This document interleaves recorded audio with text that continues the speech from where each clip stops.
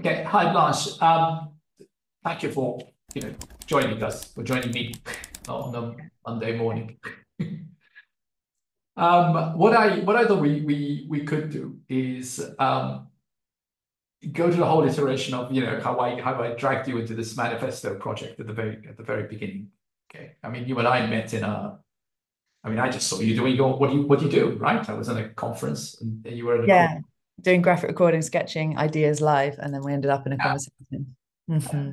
And so I thought, I think, so my mind then immediately went onto the project that we were working on then, and it hadn't even been, we used to have a manifesto which used to look like this, and Mm. then I had kind of shared this with some of my students, including digital art students, and the reaction I got was rethink design. So then basically this thing came up, and this is like the second version of the manifesto, and we launched it in Vienna at an OSCE conference last November, I think, on media freedoms, and it's been used as a kind of toolkit. But when I was kind of dragging you into the project, I had something different in mind, which is, how can we make something which is literally designed for older people, and specifically, like people aged, 18 onwards. Can we get some of these ideas which are in the manifesto to resonate with younger people? Seeing that what I keep on being told by students I teach, or even people that the 3CL works with, that means people aged 21 onwards, is that, oh, they get it, but the problem is with younger people. And that's how I kind of dragged you into this. So that's, and I don't know whether I should immediately share of what you did, or do you want to first respond to how you reacted when I tried to drag you into this project? Yeah. Well, I think a couple of things that come up for me now and also came up for me then was this sort of the idea that the problem is with younger people, or more that like younger people are the ones who are going to have to most deal with the problem. Like they're the ones that well, we all are, but it's sort of like coming for them for a whole lifetime, and at the start. And then the idea of making the information accessible to young people to engage with, and the use of visuals for that. But in my experience, that sort of also works for all humans. There's something about, like, if you're going to tell a story, um, you can tell it in words that are particularly accessible for people who have studied a theme or reached a certain level of education or had access to a certain level of education and language. But you can also tell the important stuff as if you were to tell it to a child, which is not to say oversimplified, but not over complex, sort of made accessible. And I think that works for young people. It also works on a broader scale. Yeah, and I think the other reason why I really wanted you to be involved with the project and taking it forward is this idea of attention, and at least if you are to believe the textbooks, or at least my experience, the whole idea that, I mean, as you were saying, different generations, right? So Mm. I'm a boomer basically, so you can imagine. I mean, I'm pre-internet, so ancient basically, but I had to understand how the internet worked. I mean, you're probably a millennial, and I think we have a very different relationship with the screen, and because I had seen you sketch on a screen, that's again what maybe it was so interesting for me to see your ideas and what you were listening, what was happening at the time of the conference, and just sketching these. So I think maybe the easiest thing is if I guess let me share Yeah. what you came up with, and I can zoom in as and when you wish on this thing. And I think, I mean, we can talk first about the brief, no, which was, I told you, here's the manifesto when you read it. And I think your first thing was, let's focus. We can't do all of it, right? I think that's the first thing which you came back with.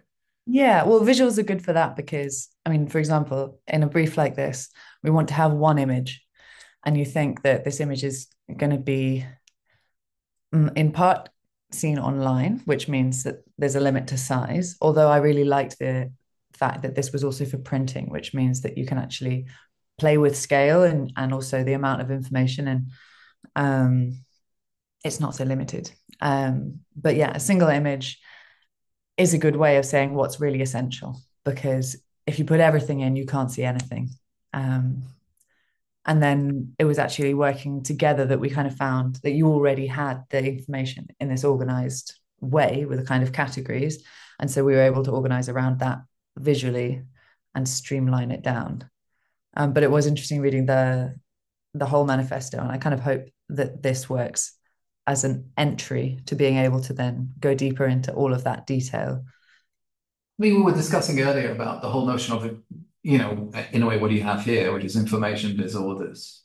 But I also know that almost like a point of departure, really, I can zoom in a bit of it, was this, wasn't it? We are human, we are not data. Yeah. And I think it was something which really resonated with me wanting, I think we're at this kind of critical point at the moment, but at the same time, thinking of younger people and thinking of, I always wished I could draw and I couldn't. Okay. And also I very much believe in what I call the David Bowie approach to text, that sometimes, David Bowie used to make music literally with like writing whole sentences and cutting them up. Yeah. And then juxtaposing those, right? So I really like what you first came up with, which was like, make your own manifesto and what is important to you, I think. So, was information disorders like a weird point of departure or not? Or was it just another element in eventually these 9 topics that we kind of zeroed in on, and I can zero in on some of these? Yeah. Well, yeah, I also really resonated with the "we are human, we are not data" as a kind of basis, and something that feels so, in a way, so obvious. Why would you have to say it? And at the same time, becoming less obvious and therefore really needs saying.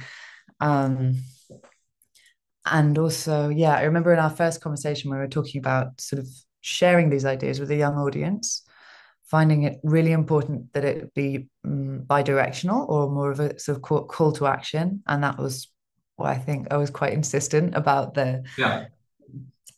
asking them what's important to them. And also that it came up in the language of and when we sort of adjusted the language for the audience to make things sound a bit less like an order, an external sort of order, and more like a proposal, which then you added the questions to, which made it much more interactive.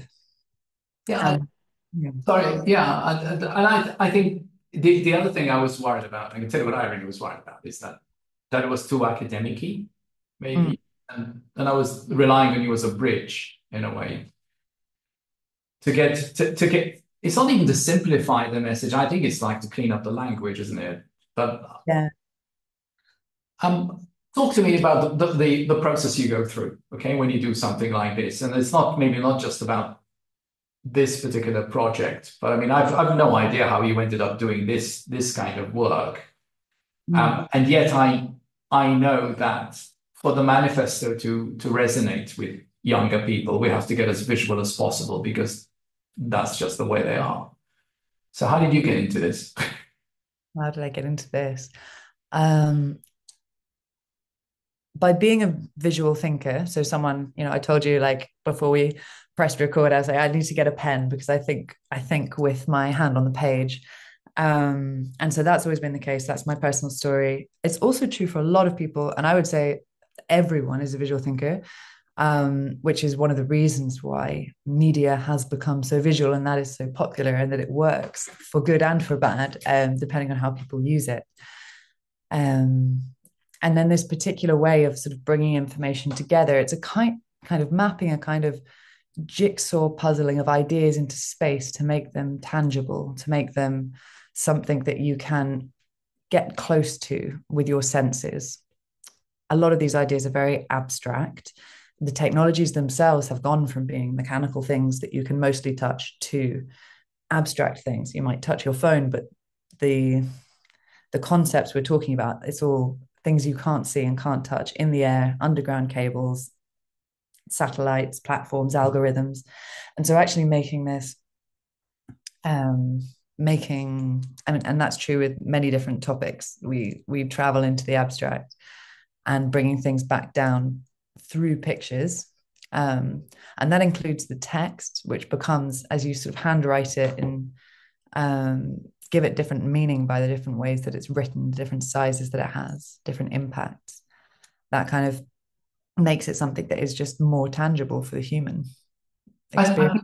I was concerned actually at the beginning because of the serious nature of the topic and making it resonate with younger people, you know. So I'm just wondering how you manage to balance the need to be informative. In other words, there's still an education element implied in this. Let's tell you what's going on.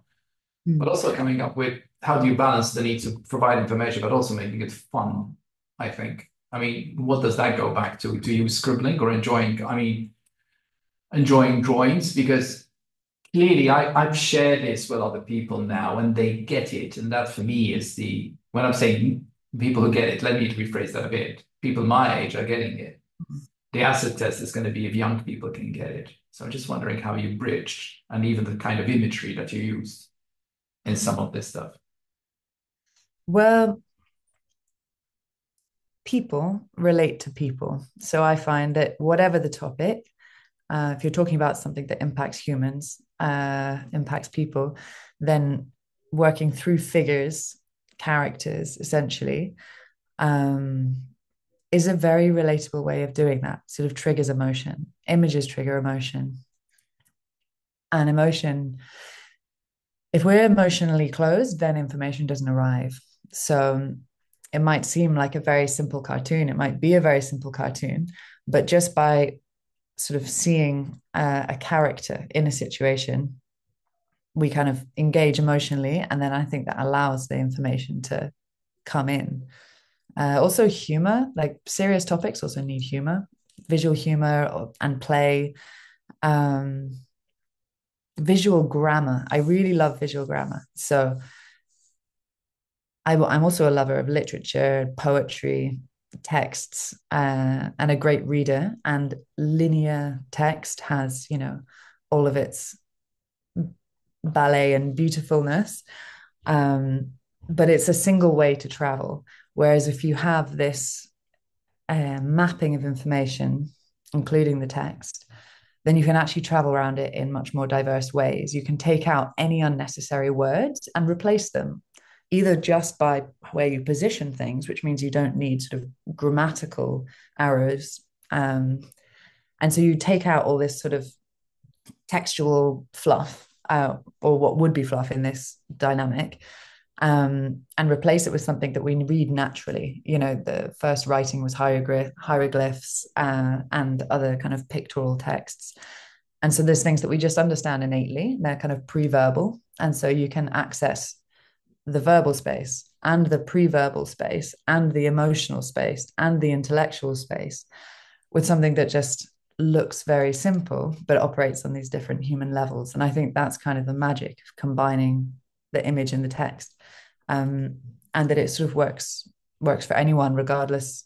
I mean, you want to be sensitive with serious themes, but also not oversensitive. You know, be playful, and people will come in easier, I think. Yeah, and then there's things like color, the choice of color, that it's still pretty orderly. I think the fact that you also have, I think the three headings that are, you know, overriding topics of the manifestos, which are media freedoms, information disorders, and online character, and things are kind of neatly assembled together. And that's one of the things I had really liked. And then what I really like is the idea that you can kind of zero in into one of these things. And what I really like as well is that there are questions. So the idea that, I mean, one of the things I always find is that nobody asks young people for their opinion on anything. They're just given something and they're told this is what it is, at least until, you know, when they're in compulsory education, particularly. I kind of like the idea that the way you've assembled this, you know, even something like as complicated as, you know, media freedoms, what do it mean? You know, we will critically evaluate what news sources for bias. And then it's almost like this thing, Jack in the box kind of thing, saying, well, what is it? Now, Yeah. and I really like that. And then at the same time that you've got, you know, question news stories, especially when we already believe that they are true. Now, at this particular moment in time, these kind of things are really are fundamental, I think, in terms of who do we trust? What do we trust? Do we trust everything which is on our screens? What are the sources that even media people are using? Who is a media person at the end of the day? Is it a journalist, or is it somebody who's on, since most people are consuming news via social media, which Yeah. kind of, so I don't know, I mean, you can maybe guide me through some of this stuff and some of your thinking over here, and also how quickly did you come up with these things, Blanche? Because I think you did this over what space of a couple of weeks. I think you were in New York at one stage when I spoke to you first, and then you were kind of. Yeah, it was the end of the year. I was traveling, and all the projects that come in at the end of the year. Bam, bam, bam. But we came up with it quite quickly, I think, because we'd really worked the content together, like your team, like through the selection, which we kind of did together, and then your team finalized, and then converting the text from academic to kind of layman accessible, no unnecessary frills. And so by the time, this is what I would really like to do, is by the time I start designing, I really know what I'm working with, and we were in a good position for that. I love the questions, because I think I'm also really interested in education, and the antique industrial model of just sort of stuff people with information and then spit them out to regurgitate it in some form. Just is, I mean, I don't know that it was ever a good model, even if it worked for the industrial period. But it is not the model for now, because everything needs questioning. Kind of critical capacity is the first thing, just to be able to navigate information, let alone before you even start taking any actions, just to navigate the excess of information. So I love What's that. really interesting, Blanche, that because you just said something with, Mm. it's all about questioning, and most of our education systems are not conducive to getting young people to question anything. The whole one size fits all model of education. Yeah. It's not particularly conducive to that, and yet these are old problems, and we don't seem to have found solutions. Ken Robinson was talking about these things, like. Yeah. You remember the famous TED talk, and I'm trying to get my students to watch this stuff again and say, this guy was talking about this 15 years ago. So why did nothing happen? Yeah. I feel like minds are more open, but solutions are slow to be found, and institutions are the slowest to change. So we need to, in a way, facilitate a different type of education. I think most, now the fact you've got AI in Gen AI and Chat GPTs and whatever it is all over the place, and that's how my students are trying to shortcut through things, through the drudge of assignments and things like that, which in a way is a bit of a shame, because I mean I'm using AI as my, almost like my research assistant. It's making my life, it's almost like working on speed, because now I can ask things, and the more you train the AI model, the better information you get. But this is about information again. Before I leave this other point, talk to me a bit about hand drawing something like this, because as you said, you went to grab paper. Like in my case, I use mind maps in my case to help me think, but I'm always using a screen. But then sometimes I do have to go back and literally feeling what it's like. So what is hand drawn first? How do you go about the process of coming up with these things? I mean, some of these things are relatable, right? So here's binocular again. Okay, so that's clearly that's. But do you actually first draw things straight on the screen? Do you draw them on paper? How do you do these things? I always start on paper. I'm a big believer that knowledge and skills exist not just in the brain, but in the body. And so it's like the haptic feedback of different materials, using one kind of pen or pencil, this kind of page or the other, being able to physically move this thing around and look at it from different angles. I just think that it activates more of the brain, more of the creative and intellectual capacity in the brain and in the rest of the body. So that's always my starting point. I normally start with the text and just read through, like highlighting things that are important or stick out to me in a very messy way. I start very messy. So that it's the best way I know how. And then writing in the margins, drawing in the margins, lots of any images that come up as I'm working, before the information's really been selected, even just to let kind of association and play, and absolutely no judgment on the quality of the drawing, which is why anyone can do this. Kind of free the creativity. And then I have the texts with all of these sketches around, and then I maybe make some thumbnails as I start to order the information. Trying not to go into too much detail, because at this point I'm still thinking about composition. If you have all of the detail but it's not visually organized, then it's very hard for a viewer to travel through it. It depends what effect you want to give, and as an artist, I think confusing people can also be a beautiful and an interesting route to engagement. But in an infographic, and something that you want really to be accessible, then you want to have your composition kind of nice and clear for it to make sense, whether that's through a journey, or in this case, we actually spoke about beforehand being able to have the individual pieces as something that I recommend more and more these days, as being able to bite-size information because of the world we live in. So you can use it on different platforms. You can take one piece out and create a worksheet around that. And of course, use it online in the world where people have the attention span of very little. I think that's what I'm kind of conflicted with at the moment, because I mean I teach digital literacies as one of my study units.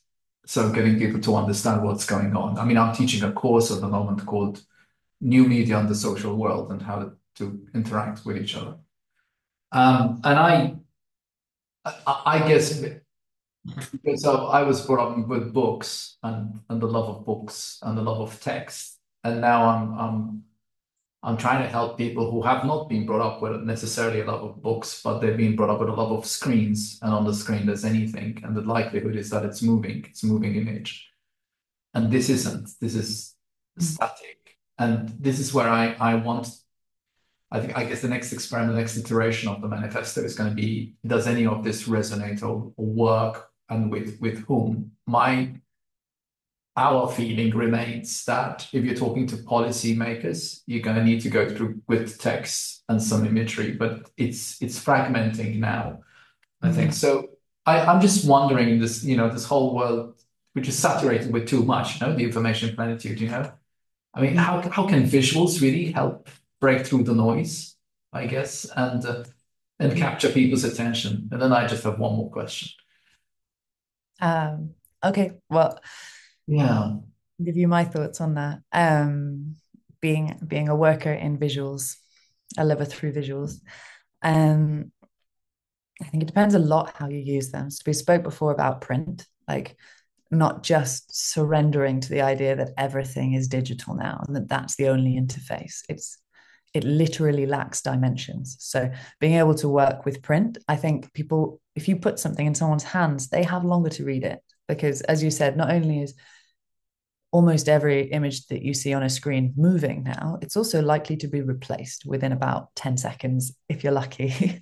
So remembering the world outside and using, I've got the Spanish word in my head, fertilizing, like, oh my goodness, giving strength to how we encounter information, and that we still encounter information in non-digital space. So that, I would say, is a place where visuals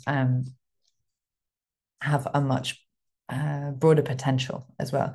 And then online, it has a lot to do with design. There's this kind of balance between playing the game with the fact that attention is short and being able to, for example, bite-sized information, and then hopefully to use it to invite people into deeper spaces. This is my hope, so that someone reading this, if they get fired up about it, they might go and read the manifesto or go and write something for themselves. So inspiring, also making something like this. I was hoping that I sent you that suggestion for a worksheet or whatever, but that it could be something that you send, that you sort of give hand out to kids or whoever it is, and with a blank space that's like, write or draw your own, and there you activate people's own capacities. And I was also going to say this in the education thing, like they say the best way to learn is to teach. And now that sort of assignments and everything can be done by AI, it's like, okay, so go away, do your assignments however you want to.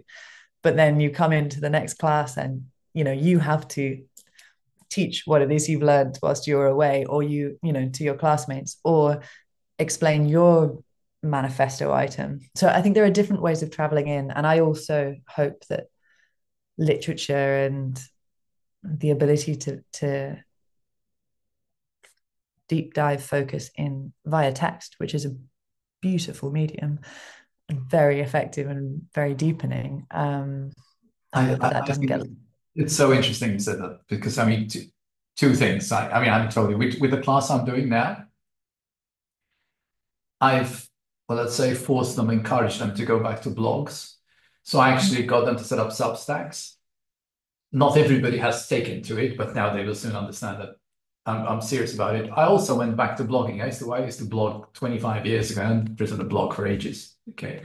So actually, because what you just said now is like, you teach to learn. And that's the only reason why I still teach. It's because it forces you to go back. It really forces you to go back to what do you know and question everything that you know. So I've gone back to using Substack, and I've done like about 21 posts ever since I started doing the study in it, because I'm trying to use the different kind of media. I think what you said about having something physical, that is, for me, so important. But I used to think it was just for our generation. And I'll tell you one thing which surprised me is things like, vinyl and stuff like that. I because I was a music, whatever it is, freak when I was young. Okay, I couldn't wait to see the end of vinyl and then replaced by CDs and whatever it is. And I very happily embraced Spotify. I never saw it. I never saw the love that this generation suddenly went back to wanting to own things and wanting to own vinyl. And in a way, what you're saying about the need to have these broken down into individual posters and print them somewhere, or print them in a classroom, or actually have people like just say, what does this mean? I think it's something which surprised me and fills me with some hope in a way, because what I'm finding is the exceptional students I find, you will normally find that they have parents that force them to, because you said, have a love of literature or read and write and go out and get some fresh air. And the weaker students are the ones which, literally have been, in a kind of different influencer kind of aspirational mode, which is going to disappoint them, I think, at some stage. And yet, young people have access to tools which you and I probably didn't have as we were growing up, the means to actually hope that you can influence people, or even become your own, aspire to having a YouTube channel and make loads of money out of it. Whether people do or not, I don't know. I think the final thing I wanted to ask you, and it keeps troubling me, is because this thing is called, a manifesto, and that means something to my generation because that's what we were brought up with. And I'm asking younger people to, in these troubled times, and I think we are going to go into increasingly troubled times because of what's happening across the pond. What if US social media becomes adversarial? Okay. What if suddenly you have to start, we all know what the bargain is, that we're not spending money, or young people think they're not spending any money, but the data is owned by somebody else. So I'm just wondering whether you think, as we pull out of this, whether a manifesto is the right way to go about the situation, information disorders particularly. Yeah, we talked a lot about the word manifesto, and I also actually really like it because I think it has a kind of it's a call to action. It's if you have a manifesto, in a way, it says, I believe something can be done, and I believe I can do something, which is not immediately obvious with the kind of, as I said before, the abstract things we're dealing with, and then the levels of power, which is no longer governmental. It's like platforms and businesses that feel like they're sort of directing the world, and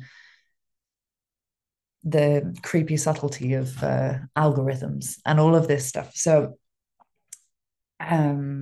with a danger, I think, of not feeling a sense of autonomy, I really like the idea of a manifesto. Again, I'm not in school, and I'm not sure how that word lands now, but I think so. The language for me was very important because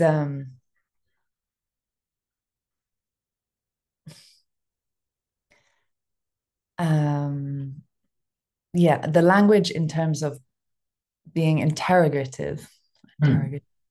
uh, and not just blanket, because if it has just one blanket opinion, then it's not actually causing critical thinking, which is really necessary.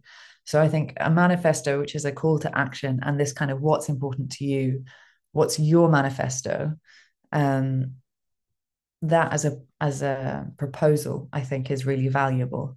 But if it's brought in that way, not his manifesto, you have to get behind it, then I think it's not interesting. There's too many opinions out there to just air another one. But to say, here is what, some things we think are really important. What's really important to you? And do you think they're important? So as a tool for dialogue, essentially, I think manifesto is a really good word to sort of spearhead this in a way that feels sort of towards action and autonomy, which are really necessary as attitudes and not necessarily the easiest things to come by when facing these issues as individuals. Um, Yeah. I think, yeah, I know, but maybe we can close with this. I, I'm certainly going to be spending whatever energies I have, I think, over the next 12 months in doing something with this. I mean, certainly I'm going to take this to, say, in Split in Croatia in June, where I'm running a workshop with young people over there, and they're all following media studies. I've told you about the project I've got with my own students, where they have to develop their own manifesto. But I keep thinking again, we'll keep, you and I will keep talking about this, I guess, in terms of how we can. I think it's a time when people need to do something, feel that they need to do something. The one thing I don't want to young people to feel is that they're helpless at the time when there's a lot of strange things happening, Yeah. I think. But anyway, I think that was a good, for me, that was interesting, and it gives me a bit more, reassurance that we can go on to the next level. And also with our colleagues who are in compulsory education and their ideas of what they want to do with this and how can they get at least the posters in classes. While I keep on foraging the other, route as to do we need a third version of the manifesto because of what's Yeah. happening and what can we all do, I think, in this time of either relative helplessness, I think is going to be important, I think, to the work I'm doing. Yeah, that was a question I had for you actually, was whether the manifesto is something that you see as living and evolving, or or if it's more like boiling down to some essentials that are going to apply come what may, like these are the human essentials, or if it's something that, or both. Well, If it, like most things, life is never in black and white, it's in different shades of gray. And I think for some people, in some cases, it helps me have conversations with people. mm, I need to text. So I can tell you one of the things I'm going to try and do initially is have conversations between academics. So I'll find probably identify about 6 academics, but coming from very different backgrounds to me. So AI professors or social scientists, okay, or people who are in the education, as it used to be, and have those and use this as a starting point. So I've sent copies of these to some people, say, yeah, try and read this and let's have a conversation about now, the moment. So that's one way of thinking. I'm more interested ultimately in what can young people do about their uncertain futures, yeah, and specifically can Gen Z do about it. And I think the manifesto, I'm hoping, can help them understand that these things are important and not just something remote. It's not something crazy which is happening with mm, Musk and friends across the pond. That this is something which is going to change their lives, I think. What should we be doing? What tools should we be using? I really don't know at the moment. That's why I was so interested in working with you. And I'm also trying to get some young people around me at the moment who are into visual arts or who are into digital pedagogies or are also interested maybe in having, I don't know, a virtual exhibition, mm, or even having a hybrid exhibition. And that's where I think I would like to take this at some stage, is having something hybrid, which might be a mix of asking people, say young people, difficult questions, including truths and untruths, or even moral dilemmas. The classic moral dilemma is, you're sitting here and your friend's phone is on, and it's on WhatsApp. Would you go through her, conversations to see if she said anything about you? So it becomes trust and mistrust in the technology, all the way to, I mean, your MP is trying to do something strange. I mean, we have a colleague coming on board right now, and she's from Georgia, and her country is very close to Russia, and thought of it as and so I want to keep the conversations going in as many different spaces that we still manage to reach out to while we still can, while I'm still teaching, because I don't know for how long I'm going to keep teaching, while the 3CL keeps on doing what it's doing with very few funds, but with influence because of the networks that we have, I guess. So that's the long answer. I think it's watch the space. I don't know. We'll keep. Yeah, an interesting space, very open, also potentially for collaboration. I know there are organizations that work with digital rights, for example, are working specifically in, on online legislation around data and things like that. And, yeah, I wonder, maybe even workshops with young people, and then people who are this is something which again we'll talk to you about, because we want to, we're thinking of having a young people summit here, and where I live, because you've been to Malta, and this is a place that people like coming to because they think it's Club Med. Well, at the moment the sun is shining, so the way you live in Barcelona, so you know what it's like. Why we move to these kind of places, and people like coming here. But I think this time we want it to be meaningful, and we want it to be, when I'm saying this time, we always record whatever we do. But I think the idea is that maybe we could get somebody around, maybe like you, to try and encourage people to think of how to use the visual turn. And maybe we can get somebody who's been doing podcasting for many years and has, that might be one way around it. But the manifesto elements will remain there. Why are we doing this? This is still an education project as far as I'm concerned. I still think that media, technology, and education can make our life worse, but are also what I'm clinging on to get us out of the mess we're in at the moment. And there's a bit of a mess. So I'm still hoping for better media. I'm still hoping for better technology. And definitely I'm hoping for better education, because what used to work in the Victorian model doesn't work anymore, even though there are people like me who still work within these organizations. It just takes too much time, too long. I don't have time on my side to wait 5 years for somebody to change a curriculum. That's rubbish. Yeah. And I think talking about all these different mediums, and in the end, I think I don't believe in any particular medium. I believe in the use of that medium. So drawing, very, very old medium. You can use it to create propaganda posters, or you can use it to inform people and invite them to bring their opinion. And so I personally don't believe in any in new invention that humanity can create to solve its problems. I think it's more this. So using the tools we have well, and so it's whatever works. What people are using it badly. Yeah, but whatever works and whatever content. Yeah. Yeah. Yeah. Yeah. And I'll leave you with this. It's I came across a cartoonist. I mean, I'll tell you the sequence, and I'll leave it at that, because I know we're running out of time. But it will happen the same in what you do. Okay, so my brother, who's a journalist, and he has every morning we've got a WhatsApp channel. So think in terms of the different media, right, that you have. And so literally at 6 o'clock in the morning, he posted this cartoon. And it was very clever. I'll send it to you later, because it then later transpires to be, it was literally, do you remember Tiananmen Square? Now for Tiananmen Square, the famous, the person who went in front of the tanks. Yeah.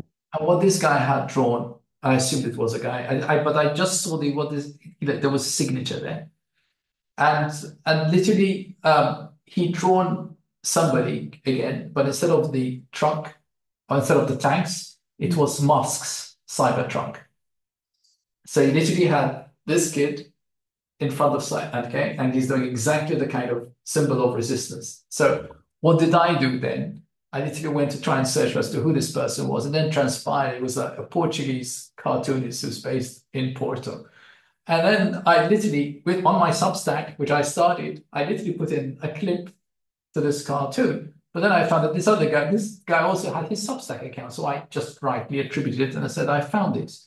And then what happens is the serendipity of the internet kicks in, right? So then I get a little email from this guy saying, how lovely, because I said, I found this and I'm going to share this with my students next Tuesday.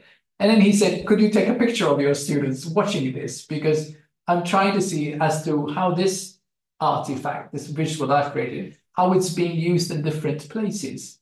So I then, the week later, when I took a picture of my students and being worried about GDPR to get with the backs, just in case I want a picture of this cartoon. And then it became a conversation between me and this guy in Porto. And he said, I've been to Malta and come over and we'll chat. And I think it's that kind of thing which I think we need to do. We need to build these kind of communities which go from the virtual to the physical, to people who know each other and do whatever you want. I can't draw like you guys can, but I have ideas in my head. And I know that when I stop teaching, this is what I'm probably going to be doing, a new, more activist kind of education, I think. Yeah, And and there's all the richness that you don't get by asking ChatGPT to make cute. you don't. And you need to go out and you need to, you need to do occasionally, something once a week which scares you if you want to learn something. And I think it's that. So, you and I will definitely do some work together, whatever format it might be. But I'm just giving you pre-warning that we are thinking at the moment of getting young people again, wherever they may come from, and get them in a place, a physical space together with some people who are older than them. But we're trying to find a way of getting young people to actually organize it, as opposed, because that's part of the critique normally. That's big mouths like me who have to do it. And we'll use whatever the manifesto will be towards the. I don't know whether we'll have another version of it or whether to give up on it or just use your posters and get other people and say, here's some raw material. Yeah, or turn it into podcasts. Each manifesto item, a podcast run by young people, could be. There's many things. Yeah. So that's what I'm going to be doing. As long as I'm kicking around, I'm still kicking around. Well, I look forward to seeing the different evolutions. I can stop the recording now. So thank you for your time. Thank you. Okay.